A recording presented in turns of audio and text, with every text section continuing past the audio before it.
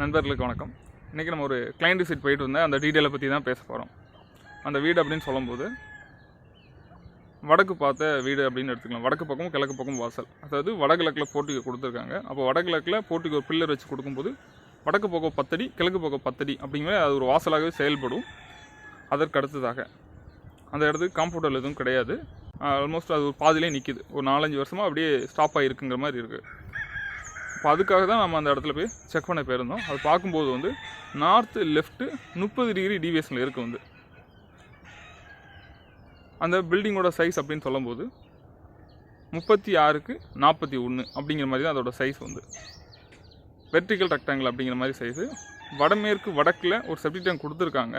அந்த செப்டி டேங்க் வந்து almost north நெகட்டிவில் கொஞ்சமும் நார்த்து பாசிட்டிவில் அதிகமாக அந்த பள்ளம் இருக்குது, அமைஞ்சிருக்கு. வடமேற்குன்னு கொடுத்த அந்த பள்ளமே வந்து வடக்கு பாசிட்டிவாக தான் இருக்குது. அது வந்து நல்ல விஷயம் தான். அந்த செப்டி டேங்க் அப்படிங்கிற பள்ளம் வந்து வடமேற்கு பயில எக்காரணத்தை கூட வந்துடக்கூடாது. அதை நீங்கள் எப்படி கவனித்து பார்க்கலாம் அப்படின்னா, நார்மலாக சொல்லக்கூடிய வாஸ்து கன்சல்டர் என்ன சொல்லுவாங்க அப்படின்னா, செப்டி டேங்க்னா வடமேற்கில் கொடுங்க. அதுவும் குறிப்பாக வீடு கட்ட ஸ்டார்ட் பண்ணும்போது செப்டி டேங்க் ஓப்பன் பண்ணாதீங்க. வீடு கட்டி முடிக்கிற அந்த ஸ்டேஜில் வரும்போது நீங்கள் செப்டி டேங்க் ஓப்பன் பண்ணால் சரியாக இருக்குன்னு சொல்லுவாங்க. அது நீங்கள் ஸ்டார்டிங்கில் தோணாலும் சரி, வீடு கட்டி முடிக்கும்போது அந்த செப்டி டேங்க் தோணாலும் சரி, அதோடைய வடிவம் வந்து பள்ளம் தான். இப்போ நார்த் வெஸ்ட்டில் நீங்கள் septic tank by directional dimensional படி அது வந்து நார்த் வெஸ்ட்டு செப்டி பள்ளமாக இருக்கும்போது அந்த இடத்துல செயல்பாடு அந்த இடத்துல ஸ்டாப் ஆயிடும். கேன்சருக்கு வழிவகுக்கும், உறவுகளுக்குள்ள பிரச்சனை அப்படிங்கிறதே கொடுக்கும். இது எல்லாமே அந்த இடத்துல வச்சுருக்கோம். வந்து அப்போது அந்த செப்டி டேங்கிறது வடிவம் வந்து பள்ளம். அதப்போ அந்த பள்ளத்தை வந்து நம்ம வடக்கு சென்டரில் கொடுத்தால் சரியாக இருக்கும், அல்லது கிழக்கு சென்டரில் கொடுத்தால் சரியாக இருக்கும். அதை நீங்கள் தெளிவாக பார்த்துக்கோங்க. அந்த இடத்துல இருக்கும்போது அந்த செப்டி டேங்க் அப்படிங்கிற ஒரு விஷயம், அந்த பள்ளம் வந்து வடக்கில் பாசிட்டிவில் அதிகமாகவும் நெகட்டிவில் கம்மியாக இருந்தது. அந்த பள்ளம் வந்து சரியான விஷயமாக அமைஞ்சிருந்தது. அடுத்ததாக கீழ்நிலை தண்ணி தொட்டி அப்படிங்கிற விஷயம் வந்து அந்த இடத்துல ஈஸ்ட் பாசிட்டிவ் ஈஸ்ட் நெகட்டிவில் கலந்த மாதிரி அந்த இடத்துல கொடுத்துருந்தாங்க. அந்த வீடியோ நான் இதில் உங்களுக்கு கனெக்ட் பண்ணியிருக்கேன். ப்ளஸ் அதோடைய அந்த ட்ராயிங் இந்த இடத்துல அட்டாச்மெண்ட் பண்ணியிருக்கிறேன். வந்து அதற்கு அடுத்ததாக மெயினாக என்ன பண்ணியிருந்தாங்க அப்படிங்கும்போது, மேற்கு பக்கம் இம்மீடியட்டாக ஒரு 2 அடியிலே இவங்களோட பழைய வீடு இருக்குது. வந்து அப்போது இந்த வீடு அவங்க ஸ்டார்ட் பண்ண அந்த பழைய வீட்டுக்கு இந்த கிழக்கு பக்கம், அதாவது இந்த வீடு புது வீடு கட்டிக்கிட்டு இருந்த வீடு வந்து கிழக்கு பக்கம் வந்துடுது. வெயிட்டாக வந்து கிழக்கு பாசிட்டிவ், கிழக்கு வடகிழக்கு ப்ளஸ் தென்கிழக்கு, இந்த ஏரியா ஃபுல்லாக கிழக்கு பக்கம் வெயிட் ஆகுது. அப்போ இந்த வீடு வந்து ஹைட் ஆக அப்போ அந்த வீட்டில் இருந்துட்டு தான் இந்த வீடு கட்டுறாங்க. மேற்கு பக்கம் வீட்டில் இருக்கிறாங்க, கிழக்கு பக்கம் இந்த வீடை கட்டிக்கிட்டு இருக்காங்க. கட்டும் போதே வந்து இந்த இடத்துல ஆல்மோஸ்ட் அந்த இடத்துல இந்த புது வீடு கட்ட இவங்களுக்கு இந்த பாதிப்பு கொடுக்க ஆரம்பிக்கும். ஏன்னா சரௌண்டிங்கில் இந்த வீடு கிழக்கு பக்கம் வந்ததால் வந்துட்டு. அதற்கு அடுத்ததாக பில்டிங்குள்ளே அப்படின்னு வந்து அந்த இடத்துல சப்ஜெக்டை பார்க்கும்போது மேற்கு மையம் நினச்சி ஸ்டேர் கேஸ் கொடுத்துருக்காங்க. ஈவன் 30 டிகிரி டிவியேஷனாக இருக்கிறதால அந்த இடத்துல என்னவா இருக்குது அப்படின்னா, அந்த படிக்கட்டு மேற்கு வடமேற்கு படிக்கட்டாக அந்த படிக்கட்டு அமைஞ்சிருது. அந்த லொக்கேட் ஆகிருக்குது வந்து வெஸ்ட்டு நார்த் வெஸ்ட்டில்.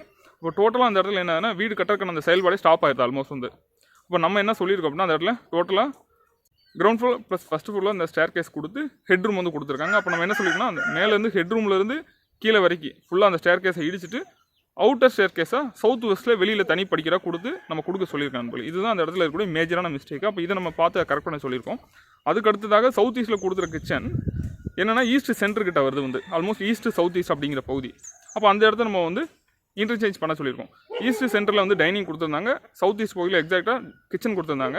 அப்போ நம்ம சவுத் ஈஸ்ட்டில் டைனிங்கும் ஈஸ்ட் சென்டரில் கிச்சன் அப்படிங்கிற மாதிரி மாற்ற சொல்லியிருக்கோம். ஏன்னா அந்த ஈஸ்ட் சவுத் ஈஸ்ட்டுங்கிற பகுதி லெஃப்ட் 30 டிவியேஷனாக இருக்கிற ஈஸ்ட் சென்டரில் வரதை நம்ம அதை பிளான் பண்ண சொல்லியிருக்கோம் போல.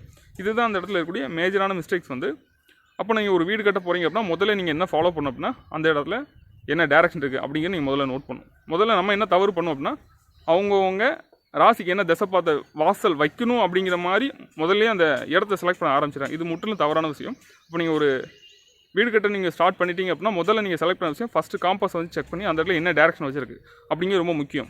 அதற்கு அடுத்ததாக அந்த இடத்துல என்ன மெஷர்மெண்ட் இருக்குது, அப்போ அந்த மெஷர்மெண்ட்டில் அந்த டேரக்ஷன் அப்ளை பண்ணும்போது என்னென்ன மாதிரியான விஷயங்களாம் அமையும் அப்படிங்கிறத நீங்கள் சரௌண்டிங்கில் செக் பண்ணி சைட்டுக்குள்ளே என்ன மாதிரியான விஷயங்கள் வரும், பில்டிங்குள்ளே என்ன மாதிரி விஷயங்கள் அமைக்க வேண்டி இருக்கும், இப்படிங்களாம் நீங்கள் கவனத்தில் வச்சுட்டு அதுக்கடுத்து நீங்கள் ஒரு ப்ராப்பர்ட்டியை செலக்ட் பண்ணிங்களா மட்டும்தான் சரியாக இருக்கும் நண்பர்களே. ஆகவே நம்ம இன்றைக்கி பேசியிருக்க இந்த தகவல் உங்களுக்கு ஒரு புரிதலை கொடுத்துருக்கும் நம்புகிறேன். மீண்டும் அடுத்த பதிவில் சந்திக்கிறேன். நன்றி, வணக்கம்.